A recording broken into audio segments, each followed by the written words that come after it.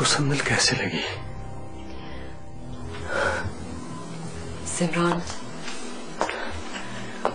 उसने पहली नजर में ही अपना तारुफ अच्छी तरह करवा दिया। वो सर से पैर तक।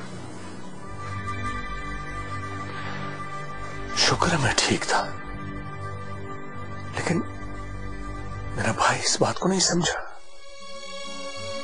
और इस घर के पाकीज़ा रिश्तों के बीच एक तबायफ को लाके खड़ा कर दिया। मैं तो समझ रही थी कि वो हमेशा हमेशा के लिए उसकी जिंदगी से चली गई है। मुझे भी उसने यही यकीन दिलाया था। आपसे, मुझसे, हादिया से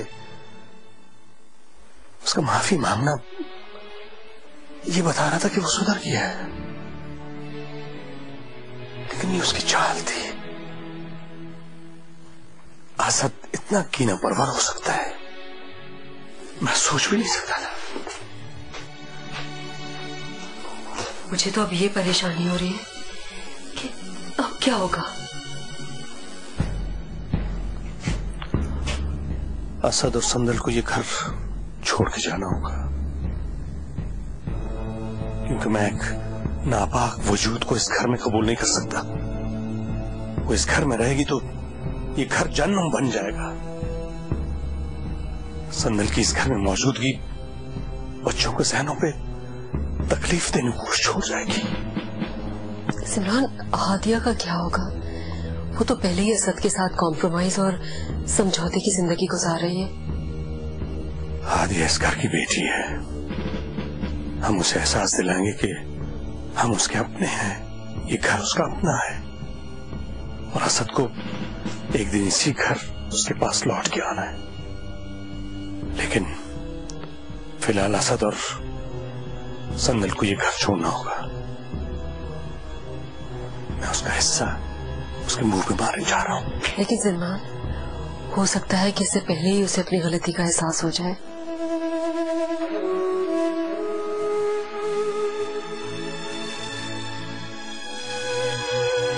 छोड़ दो मुझे, मैं अब इस घर में और नहीं रह सकती। हादिया, ये क्या हमाकत है? अगर आज तुमने अपनी जगह छोड़कर किसी और को आने का रास्ता दे दिया तो सारी उम्र पछताओगी। नहीं चाहिए मुझे किसी की हमदर्दी, नहीं चाहिए। ये हमदर्दी नहीं है। तुम समझ क्यों नहीं रही हो? जो मकाम तुम्हारे इस घर में वो किसी को नहीं मिल सकता। अपने बच्चों के बारे में सोचो, वो इस घर के फर्द है, और ये संदल या ऐसी कोई भी औरत इस जंजीर को नहीं तोड़ सकती। मैं बच्चों को क्या बताऊंगी, क्या कहूंगी कि उनके बाप ने उनके साथ और मेरे साथ क्या खेल खेल, कैसे हमारा यकीन तोड़ा है। क्या कहूंगी मैं कि वो मुतमईन हो जाए। सबसे ज्यादा गुस्सा मुझे इस बात पर है कि भाईजान सब कुछ जानते थे और उन्होंने फिर भी मुझे कुछ नहीं बताया। हादिया, कभी कभी यही मजबूरी इंसान को सच बोलने से रोक देती है।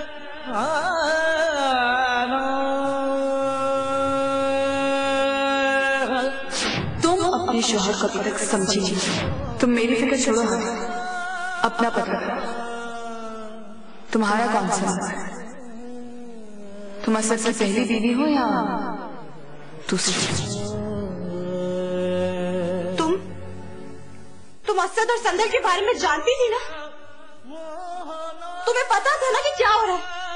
तुमने भी मुझे कुछ नहीं बताया। बताओ लाइबा, तुमने मुझे क्यों नहीं कुछ बताया? हादिया, मैं वो तुम्हें शुरू से सब कुछ पता था, तुमने मुझे फिर भी कुछ नहीं बताया।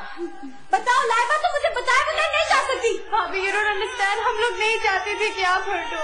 खामोश हो जाओ ना, चुप हो जाओ। बहुत सुन लिया मैंने, बहुत देख लिया। तुम में से किसी को मेरे साथ कोई हमदर्दी नहीं है।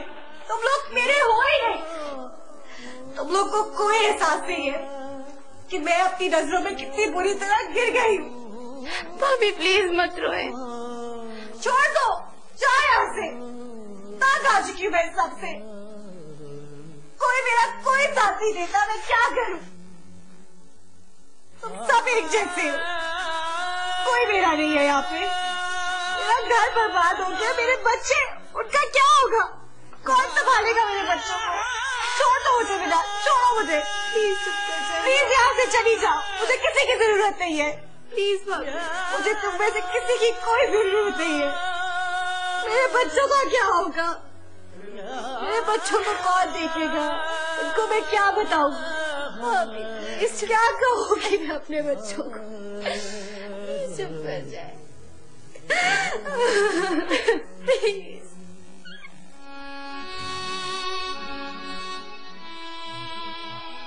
संदल के मुंह से निकला एक एक लफ्ज तलवार के वार से ज्यादा गहरा घाव लगाएगा मुझ पे। उसकी गंदी जुबान को कोई नहीं रोक सकता। कैसे रहूंगा मैं उसके साथ इस घर में? मुझे तो लगता है ये दोनों सब कुछ किसी मंसूबे के तहत कर रहे हैं। उसका लहजा पहले से बहुत मुख्तलिफ था। वो बहुत मजबूत बाएतमाद लग रही थी और ये एतमाद उसे असद नहीं दिया। हादिया से इस घर में मेरा वजूद बर्दाश्त नहीं होता था और किस्मत ने उसके सामने एक सौतन का वजूद ला खड़ा किया। जो असद भाई ने किया ना, मुझे तो अभी तक उसका यकीन नहीं हो रहा। मुझे तो ये बहुत बड़ी साजिश लगती है। आपको बहुत एहतियात करनी होगी और कुछ भी हो जाए हादिया को डिस्टर्ब नहीं होना चाहिए। पता नहीं वो किस तरह रिएक्ट करे और वो बच्चों को किस तरह इस मसले से दूर रखेगी। उसके मिजाज से तो आप अच्छी तरह वाकिफ हैं। आप उसे समझाएं, उसे कहें कि ये मुश्किल वक्त है, उसे बहुत एहतियात से काम लेना होगा और इस दौरान बच्चों से असद के बारे में कुछ भी ना कहे, वरना असद बच्चों की नजरों में सारी उम्र एक जालिम शख्स रहेगा। मैं तो सोच रहा हूँ कि हादी और बच्चों को वेकेशन पे भेज दूं ताकि वो संदल के साय से भी